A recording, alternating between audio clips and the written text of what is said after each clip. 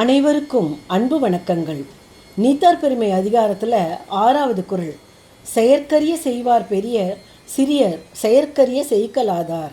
இதன் பொருள், ஒத்த பிறப்பினராய மக்களுள் செய்வதற்கு அரியவற்றை, அதாவது அருமையான செயல்களை செய்வார் பெரியவர்களாகிய மேன்மக்கள். செய்வதற்கு எளியவற்றை செய்து அரியவற்றை செய்ய இயலாதவர் சிறியவரே. இப்புவியில் மனித இனத்தில் அனைவருமே ஒரே போன்று பிறப்பெடுத்திருந்தாலும் ஒரு சிலரே செய்வதற்கு அருமையான மற்றவர்களால் இயலாத செயல்களை செய்து மேன்மக்களாக திகழ்கின்றனர்.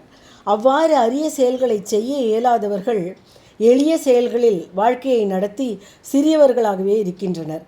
மேன்மக்கள் அவ்வாறு அரிய செயல்களை செய்வதற்கு காரணம், நீதிநெறி விளக்கத்தில் குமரகுருபரர் சொல்வது போல, மெய்வருத்தம் பாரார் பசிநோக்கார் கண் துஞ்சார் கருமமே கண்ணாயினார்னு அவர்களிடம் அத்தகைய மேன்மையான செயல்களை செய்வதற்கான தனியாத ஆர்வம், ஒரே நோக்கும் முனைப்பும் கொண்ட அயராத உழைப்பு, ஓர் இலக்கை நிர்ணயித்து அதை நோக்கியே பயணிப்பது, எத்தனை தடைகள் வந்தாலும் அதனால் மனம் சோர்ந்து போகாமல் மேற்கொண்டு விடாமுயற்சியுடன் தனது செயலை தொடர்வது என்று இத்தனை கடினமான பயிற்சியும் முயற்சியும் கொள்வதுதான் அவர்கள் எப்பொழுதும் அரிய செயல்களை செய்வதற்கு காரணம்.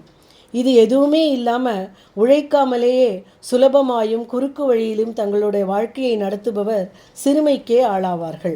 பொதுவாக வாழ்வியல் நோக்கத்தில் இந்த குறளுக்கு நாம் இப்படி பொருள் கொண்டு மேன்மக்களாகிய பெரியோர் எளிய சிறியோர் அப்படின்னு வகைப்படுத்தினாலும், முற்றும் துறந்த முனிவர்களின் பெருமையை சொல்கிற நீத்தார் பெருமை அதிகாரத்தில் வள்ளுவர் இதை சொல்வதற்கான காரணம் என்னன்னு ஒரு கேள்வி தோணுது.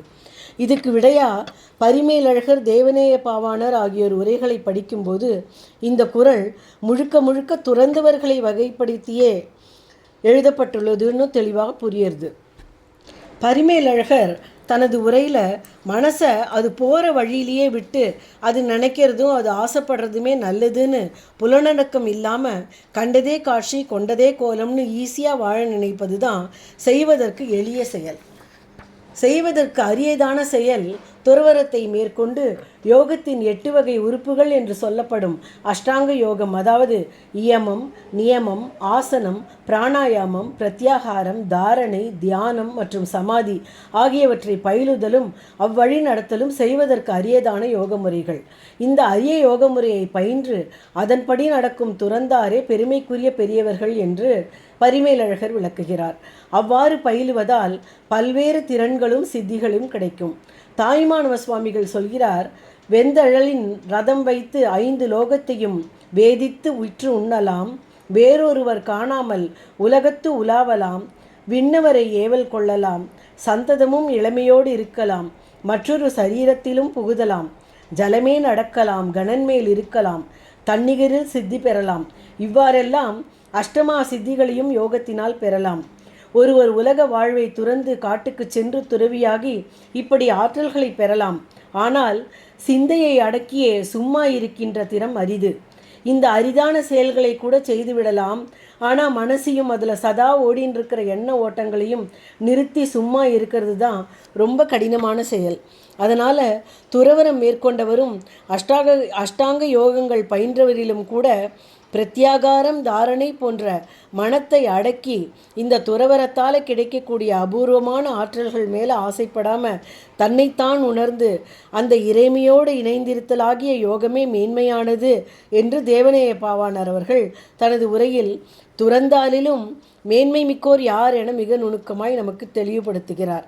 அதனால் துறந்தாரில் மேன்மைமிக்க பெரியவர் மனத்தை, சிந்தையை அடக்கி அந்த பரம்பொருளோடு சித்தத்தை நிலைநிறுத்துபவரே.